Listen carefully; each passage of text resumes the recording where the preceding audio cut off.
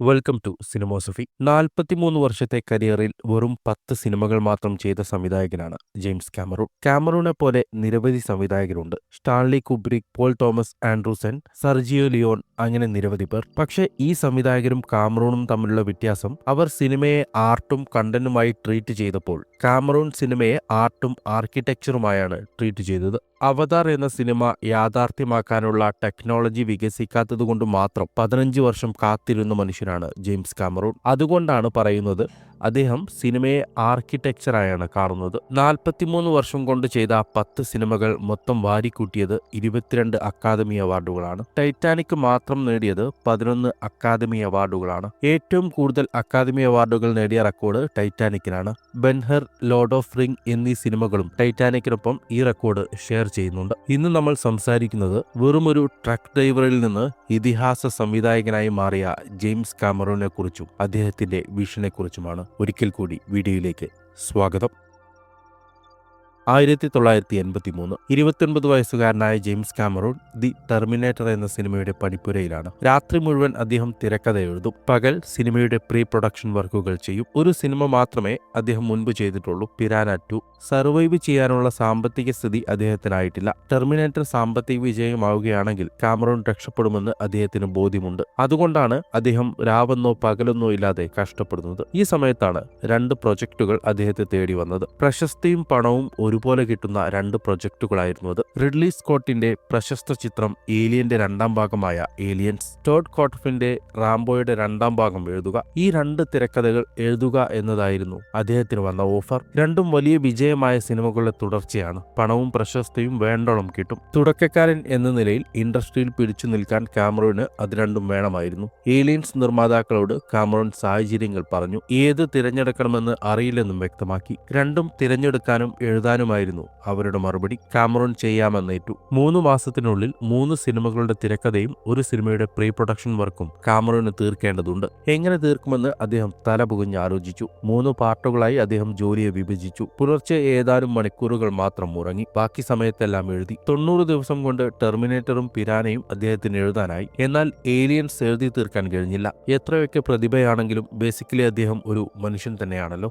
ഏലിയൻസിന്റെ 90 പേജുകൾ മാത്രമാണ് കാമറൂണിന് എഴുതാനായത്. 120 പേജുകളായിരുന്നു അദ്ദേഹത്തിന്റെ പ്ലാനിൽ ഉണ്ടായിരുന്നത്. എന്നിരുന്നാലും എഴുതിയ അത്രയും അദ്ദേഹം നിർമ്മാതാക്കളെ കാണിച്ചു. അവർ അക്ഷരാർത്ഥത്തിൽ ഞെട്ടിപ്പോയി. ഇത്രയും ചുരുങ്ങിയ സമയം കൊണ്ട് ഇത്രയും മികച്ച തിരക്കഥ എങ്ങനെ എഴുതിയെന്ന് അവർ കാമറൂണിനോട് തന്നെ ചോദിച്ചു. ഉറക്കം തങ്ങി നിൽക്കുന്ന കണ്ണുകളോടെ ചിരിക്കുക മാത്രമാണ് അന്ന് അദ്ദേഹം ചെയ്തത്. തിരക്കഥ മികച്ചതായതുകൊണ്ട് നിർമ്മാണ കമ്പനി വീണ്ടും സമയം നീട്ടിക്കൊടുത്തു. മാത്രമല്ല പുതിയൊരു ഓഫറും അവർ കാമറൂണിന് മുന്നിൽ വെച്ചു. ടെർമിനേറ്റർ മികച്ച വിജയമായാൽ ഏലിയൻസിന്റെ സംവിധാനം കാമറൂണിനെ ഏൽപ്പിക്കാം. പിന്നീട് നടന്നത് നമുക്കെല്ലാം അറിയുന്ന ചരിത്രം. വെറുമൊരു ട്രക്ക് ഡ്രൈവർ മാത്രമായിരുന്നു ഒരിക്കൽ ജെയിംസ് കാമറൂൺ. അയാളാണ് ടൈറ്റാനിക് എന്ന എക്കാലത്തെയും റെക്കോർഡ് പടംവാരി ചിത്രമെടുത്തത്. അദ്ദേഹം തന്നെയാണ് ടൈറ്റാനിക്കിന്റെ റെക്കോർഡ് തകർത്ത് അവതാർ എടുത്തത്. കാമറൂണിന്റെ കരിയർ സൂക്ഷിച്ചു നോക്കിയാൽ ഒരു മനുഷ്യന് ഇതൊക്കെ സാധ്യമാണോ എന്ന് ചിന്തിച്ചു പോകും നമ്മൾ. കരിയർ തുടങ്ങി 20ാമത്തെ വർഷമാണ് അദ്ദേഹം സകല റെക്കോർഡുകളും തകർത്ത് ടൈറ്റാനിക് എന്ന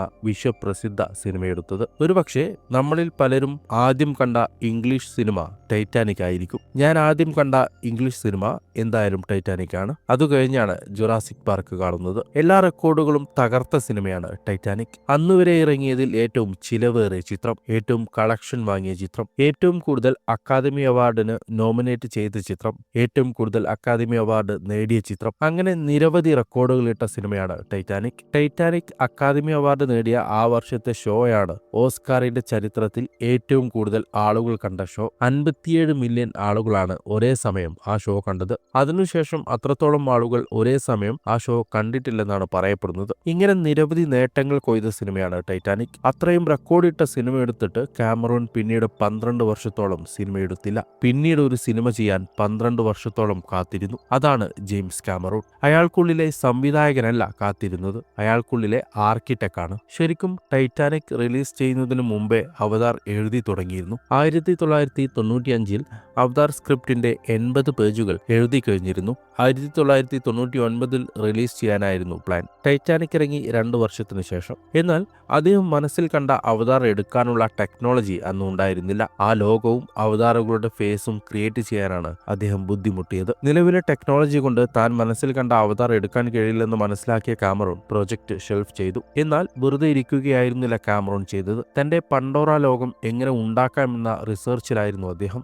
മ്യൂട്ടേഷൻ സംഭവിച്ചാൽ എങ്ങനെയായിരിക്കുമെന്ന് റിസർച്ച് ടീമിനെ വെച്ച് റിസർച്ച് ചെയ്ത് കണ്ടുപിടിച്ചാണ് കാമറൂൺ പണ്ടോറയിലെ ഓരോ ചെടികളെയും പ്രാണികളെയും ജീവികളെയും ഡിസൈൻ ചെയ്തത്. വെറുതെ മനസ്സിൽ തോന്നിയ ഇമാജിനേഷൻ കൊടുക്കാതെ കൃത്യമായ ശാസ്ത്രീയ അടിത്തറയോടെയാണ് പണ്ടോറയിലെ ഓരോ കണികകളും കാമറൂൺ ഡിസൈൻ ചെയ്തിട്ടുള്ളത്. അതുകൊണ്ടാണ് വീഡിയോയുടെ തുടക്കത്തിൽ ഞാൻ പറഞ്ഞത് അദ്ദേഹം ഒരു ആർക്കിടെക്ട് ആണെന്ന്. 2005-2006 കാലഘട്ടത്തിൽ അദ്ദേഹത്തിന് അവതാർ എടുക്കാൻ ചെറിയൊരു പ്രതീക്ഷ വന്നു. ലോർഡ് ഓഫ് റിങ്സിലെ ഒരു ക്യാരക്ടറിന്റെ പെർഫെക്ഷൻ കണ്ടാണ് ആ പ്രതീക്ഷ അദ്ദേഹത്തിന് വന്നത്. ശ്രമം തുടങ്ങിയെങ്കിലും വീണ്ടും നിരാശയായിരുന്നു ഫലം. അവസാനം തനിക്ക് വേണ്ട സാങ്കേതികവിദ്യ താൻ തന്നെ കണ്ടെത്തേണ്ടതുണ്ട് എന്ന് കാമറൂണിന് ബോധ്യമായി. പിന്നീട് അതിനുവേണ്ടിയായി ശ്രമം. ഗ്രൗണ്ട് ബ്രേക്കിംഗ് ക്യാമറ ടെക്നോളജി എന്ന പുതിയ രീതി അദ്ദേഹം വികസിപ്പിച്ചു. ഫ്യൂഷൻ ക്യാമറ സിസ്റ്റവും വിർച്വൽ ക്യാമറയും ഒരുമിച്ച് പ്രവർത്തിപ്പിക്കുന്ന ടെക്നോളജിയാണെന്നാണ് പറയപ്പെടുന്നത്. ക്യാമറകളെക്കുറിച്ച് കൂടുതൽ അറിയാത്തതുകൊണ്ട് ടെക്നോളജി പൂർണ്ണമായും മനസ്സിലായില്ല. അറിയാവുന്നവർ കമന്റിൽ പങ്കുവെക്കുക. എന്തായാലും തനിക്ക് വേണ്ട ടെക്നോളജി കാമറൂൺ തന്നെ വികസിപ്പിച്ചു എന്നതാണ് കാര്യം. ആ ടെക്നോളജി ഉപയോഗിച്ചാണ് കാമറൂൺ അവതാർ സിനിമ എടുത്തത്. ടൈറ്റാനിക്കിന്റെ റെക്കോർഡിനെ ബ്രേക്ക് ചെയ്യുന്ന സിനിമയായി മാറി അവതാർ. ഒരു സിനിമാ പ്രവർത്തകൻ എന്നതിലുപരി ഒരു അന്വേഷകനാണ് ജെയിംസ് കാമറൂൺ. ചെറുപ്പം മുതലേ അന്വേഷണ ത്വരയിലായിരുന്നു അദ്ദേഹം വായിച്ചിരുന്നതും പഠിച്ചിരുന്നതും. സയൻസ് ഫിക്ഷൻ കഥകളായിരുന്നു കാമറൂണിന് പ്രിയം. 1968 ഇറങ്ങിയ സ്റ്റാൻലി കുബ്രിക്കിന്റെ സ്പേസ് ഒഡീസിയാണ് കാമറൂണിന്റെ ജീവിതവും ചിന്തയും മാറ്റിമറിച്ചത്. സിനിമയുടെ ക്ലൈമാക്സിൽ തല കറങ്ങുന്ന ദൃശ്യങ്ങൾ കാരണം കാമറൂൺ തിയേറ്ററിൽ നിന്ന് ഇറങ്ങി ഛർദ്ദിച്ചു. ഒരു സിനിമയ്ക്ക് ഒരാളിൽ എത്രത്തോളം മാറ്റമുണ്ടാക്കാൻ കഴിയുമെന്ന് അനുഭവിച്ചറിയുകയായിരുന്നു അദ്ദേഹം. അന്ന് അദ്ദേഹം ഒരു സിനിമാ സംവിധായകനാകണം എന്ന് തീരുമാനിച്ചു. എന്നാൽ ഒരു ഫിലിം സ്കൂളിൽ പോകാനുള്ള സാമ്പത്തിക ശേഷി കാമറൂണിന് ഉണ്ടായിരുന്നില്ല. അദ്ദേഹം ഒരു ട്രക്ക് ഡ്രൈവറായി ജീവിതം ആരംഭിച്ചു. മരുഭൂമി സമാനമായ വിജനമായ നീണ്ട റോഡിലൂടെ ഒറ്റയ്ക്ക് ട്രക്ക് ഓടിച്ചു പോകുമ്പോൾ മനസ്സിൽ പല കഥകളും എഴുതിക്കൂട്ടി. 16-ാം വയസ്സിൽ അദ്ദേഹം എഴുതിയ ആബിസ് എന്ന ചെറുകഥ എങ്ങനെ സിനിമയാക്കാമെന്ന് ആലോചിച്ചു. കിട്ടുന്ന വരുമാനത്തിൽ ഒരു പങ്ക് ഫിലിം സ്റ്റഡിക്കായി കാമറൂൺ മാറ്റിവെച്ചു. USC ഫിലിം ലൈബ്രറി ആയിരുന്നു കാമറൂണിന്റെ പ്രധാന സോഴ്സ്. വിഷ്വൽ എഫക്റ്റുകളെക്കുറിച്ചും ഛായാഗ്രഹണ രീതികളെക്കുറിച്ചുമുള്ള റിസർച്ച് പേപ്പറുകളും നീണ്ട പ്രബന്ധങ്ങളും അവിടെ നിന്ന് ഫോട്ടോ കോപ്പി എടുക്കും. ഒഴിവു സമയങ്ങളിൽ അത് വായിച്ചു പഠിക്കും. ആ സമയത്ത് $200 അദ്ദേഹം ഫോട്ടോ കോപ്പി എടുക്കുന്നതിനു വേണ്ടി മാറ്റിവെച്ചിരുന്നു. അങ്ങനെ അദ്ദേഹം സിനിമയെക്കുറിച്ചും തന്റെ മനസ്സിലെ കഥകളെ എങ്ങനെ സിനിമയാക്കി മാറ്റാമെന്നും പഠിച്ചുകൊണ്ടിരുന്നു. കടൽ എന്നും കാമറൂണിനെ അത്ഭുതപ്പെടുത്തിയ പ്രതിഭാസമായിരുന്നു. ചെറുപ്പം മുതലേ കടലിനെ കുറിച്ച് പഠിക്കാനാണ് അദ്ദേഹം ശ്രമിച്ചത്. ഭൂമിയിലെ ബഹിരാകാശമാണ് ആഴക്കടൽ എന്നാണ് കാമറൂണിന്റെ വാദം. അത് ഏറെക്കുറെ ശരിയാണ് താനും. വെറും 20% താഴെ മാത്രമാണ് സമുദ്രത്തെ മനുഷ്യന് ഡിസ്കവർ ചെയ്യാൻ കഴിഞ്ഞിട്ടുള്ളൂ. അവതാറിന്റെ 1ാം ഭാഗത്തിന്റെ വർക്കുകൾ നടക്കുന്ന അതേ സമയം മരിയാന ട്രഞ്ചിലേക്ക് ഡൈവ് ചെയ്യാൻ ആവശ്യമായ ഒരാൾക്ക് മാത്രം സഞ്ചരിക്കാൻ കഴിയുന്ന ഒരു അന്തർവാഹിനിയും കാമറൂൺ വികസിപ്പിക്കുന്നുണ്ടായിരുന്നു. 2012 അത് പൂർത്തിയാക്കുകയും അദ്ദേഹം മരിയാന ട്രഞ്ചിന്റെ ആഴങ്ങളിലേക്ക് സഞ്ചരിക്കുകയും ചെയ്തു. ഏകദേശം 7 മൈൽ, അതായത് 11 കിലോമീറ്ററോളം സമുദ്രാടിത്തട്ടിലേക്ക് കാമറൂൺ യാത്ര ചെയ്തെന്ന് പറയപ്പെടുന്നു. ഒരാൾ ഒറ്റയ്ക്ക് സഞ്ചരിച്ച റെക്കോർഡാണത്. 50 വയസ്സിന് മുകളിലുള്ള ഒരാൾ എന്ന റെക്കോർഡ് വേറെയും. അങ്ങനെ മൊത്തത്തിലൊരു കടൽ ഭ്രാന്തനാണ് കാമറൂൺ. അദ്ദേഹം ആദ്യം എഴുതിയതും സിനിമയാക്കണമെന്ന് ആഗ്രഹിച്ചതും കടലിന്റെ അടിത്തട്ടിലെ കഥയായിരുന്നു. 89 ഇറങ്ങിയ സിനിമയുടെ കഥ അദ്ദേഹത്തിന്റെ 16-ാം വയസ്സിൽ എഴുതിയിരുന്നു. അതിനു മുൻപ് ചെയ്ത സിനിമകളെല്ലാം അദ്ദേഹത്തെ ഏൽപ്പിക്കപ്പെട്ട സിനിമകളായിരുന്നു. പ്രശസ്ത സിനിമയുടെ 2ാം ഭാഗങ്ങളായിരുന്നു അതെല്ലാം. അദ്ദേഹത്തിന്റെ ഒറിജിനൽ സിനിമ എന്ന നിലക്കുള്ള ആദ്യ സിനിമ ആകേണ്ടിയിരുന്നത് ആബിസ് ആയിരുന്നു. എന്നാൽ അത് ഷൂട്ട് ചെയ്യാനുള്ള ടെക്നിക്കൽ പ്രശ്നം കാരണം ടെർമിനേറ്റർ അദ്ദേഹത്തിന് ചെയ്യേണ്ടി വന്നു. വലിയൊരു അണ്ടർ വാട്ടർ സെറ്റോ സ്റ്റുഡിയോയോ ആബിസ് സിനിമ ചെയ്യാൻ ആവശ്യമായി അദ്ദേഹത്തിന് വേണ്ടിയിരുന്നു. എന്നാൽ അങ്ങനെ ഒരു സെറ്റ് ലോകത്ത് എവിടെയും ഉണ്ടായിരുന്നില്ല. അവസാനം സെറ്റ് നിർമ്മിക്കാൻ കാമറൂൺ തീരുമാനിച്ചു. അതിനായി സൗത്ത് കരോലിനയിൽ ഉപേക്ഷിക്കപ്പെട്ട ഒരു ആണവ നിലയം കണ്ടെത്തി. 7.5 ദശലക്ഷം ഗാലൻ വെള്ളം കൊള്ളുന്ന അണ്ടർ വാട്ടർ സ്റ്റേജായി ആ ആണവ നിലയത്തെ കാമറൂൺ പുനർനിർമ്മിച്ചു. അപ്പോഴും ഷൂട്ട് ചെയ്യാനുള്ള അണ്ടർ വാട്ടർ ക്യാമറ എക്യുപ്മെന്റ്സ് ലഭ്യമായിരുന്നില്ല. അതും അദ്ദേഹം സ്വയം നിർമ്മിക്കുകയും പാറ്റന്റ് നേടുകയും ചെയ്തു. എല്ലാ വഴികളും സ്വയം വെട്ടിത്തുറന്ന മനുഷ്യന്റെ പേരുകൂടിയാണ് ജെയിംസ് കാമറൂൺ. പരാജയങ്ങളൊന്നും കാമറൂണിനെ തളർത്തില്ല. അദ്ദേഹം ശരിക്കും ഒരു സിനിമാക്കാരനല്ല, പര്യവേക്ഷകനാണ്. കണ്ടെത്താനാണ് അദ്ദേഹത്തിന്റെ താല്പര്യം. അദ്ദേഹം തന്നെ പറഞ്ഞിട്ടുണ്ട്, ഞാൻ ഹൃദയം കൊണ്ട് ഒരു പര്യവേക്ഷകനും തൊഴിൽ കൊണ്ട് ഒരു സിനിമാകാരനുമാണെന്ന്. സിനിമ അദ്ദേഹത്തിന്റെ ഒരു ടൂൾ മാത്രമാണ്, താൻ കണ്ടെത്തിയത് ലോകത്തിനു മുന്നിൽ അവതരിപ്പിക്കാനുള്ള ടൂൾ.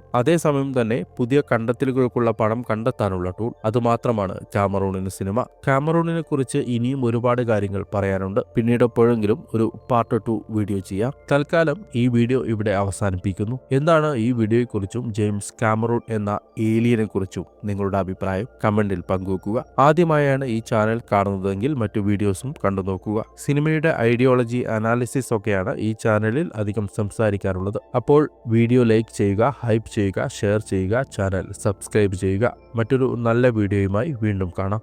നന്ദി.